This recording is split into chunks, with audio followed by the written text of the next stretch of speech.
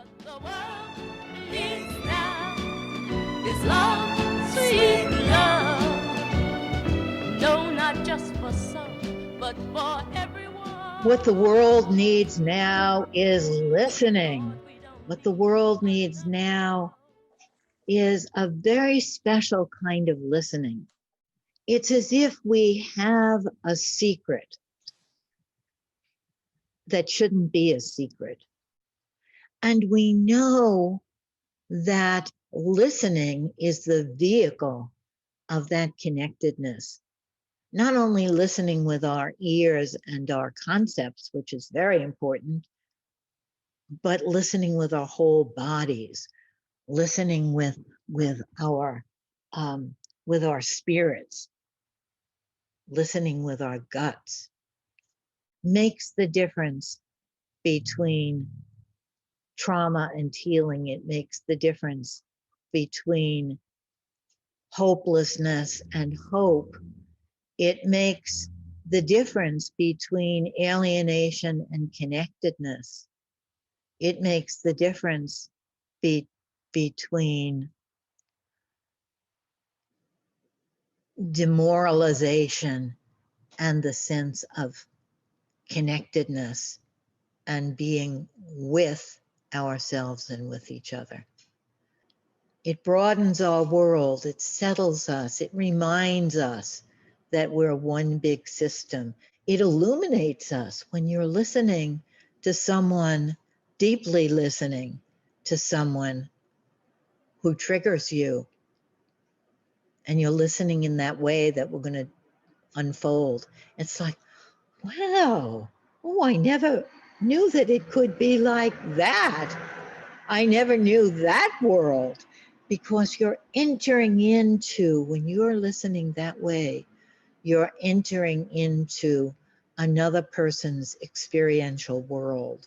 I think that sometimes we get confused and we think that this radical, embodied, compassionate, deep stream, underneath listening is agreeing or going along with, not standing up for what's true, what we think is true, sort of knuckling under, giving ourselves up.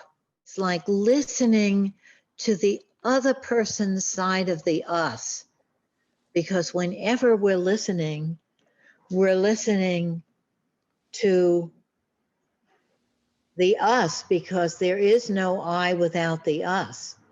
That other part of the us may seem like way out there, but it's one system, and we're listening to another aspect of one body, that we are all one body. Listening can save the world. Listening can save each one of us. Our own listening to ourselves, the other listening to us, and our listening to the other. Feels to me like it's the hope for a new world, for survival.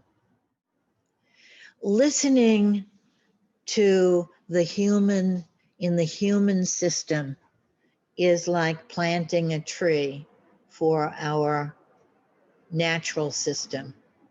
Radical listening, embodied listening, deep listening is not something that we can sustain in ordinary life all the time, although we might want to, and it's part of mindfulness.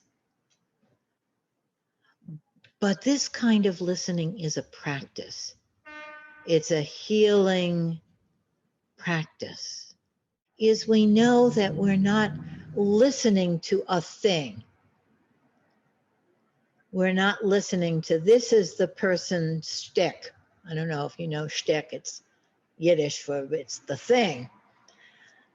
We're listening for a process. One of the important parts is the attitude, the intent to understand, to be illuminated, to be changed rather than the intent to change the other person. Of course, that's always there too in the mix. But to be enlightened, to understand. And the other is the intent to connect, that you want to connect with this other aspect of us. You want to connect with this unique, infinitely complex microcosm of the world that this person is. Now, what that takes is giving yourself up. I'm putting nothing between me and that person. Now, my values, my beliefs, my feelings, my intentions, my deep spiritual leanings, my protest, my need to straighten out this world, my convictions, all of those are very, very, very, very, very, very, very important. And Jean says, well, I'm putting them right next to me. I can always reach for them again. They're not going away. But I'm not putting them between me and the other person. We cannot expect to change the other. Idea that being triggered isn't the enemy, and that you're going to attend to it. It's like paying attention to it, that trigger. It's like a little alarm. Yeah. Instead of your whole system getting dysregulated, you can say, oh, I'm going to go back to that. Let me put that there and really go back to that. That's important. It's such a strange, mysterious thing that when you listen to anybody, they become beautiful. What the world needs now is love, sweet love. What the world